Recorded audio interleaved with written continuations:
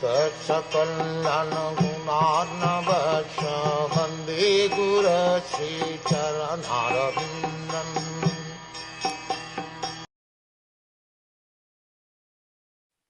Shukhdeva Goswami, the son of Vyasadeva, in his turn delivered the Bhagvatam to the great emperor Parikṣit, who sat surrounded by sages on the bank of the Ganges, awaiting death without taking food or drink. All transcendental messages are received properly in the chain of disciplic succession. This disciplic succession is called parampara. Unless therefore Bhagavatam or any other Vedic literatures are received through the parampara system, the reception of knowledge is not bona fide. Vyasadeva delivered the message to Śukhdeva Goswami, and from Śukhdeva Goswami, Suta Goswami received the message.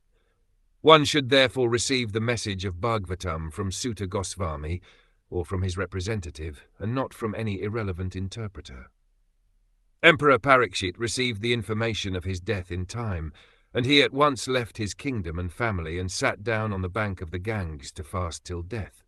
All great sages, rishis, philosophers, mystics, etc., went there due to his imperial position. They offered many suggestions about his immediate duty, and at last it was settled that he would hear from Śukhdeva Goswami about Lord Krishna. Thus the Bhagavatam was spoken to him.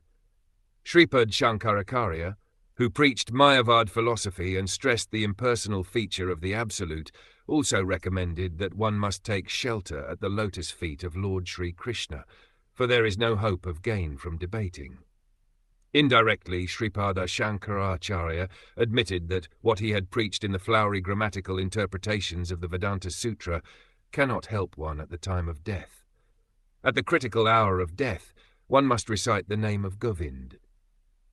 This is the recommendation of all great transcendentalists. Śukhdeva Goswami had long ago stated the same truth, that at the end one must remember Narayan.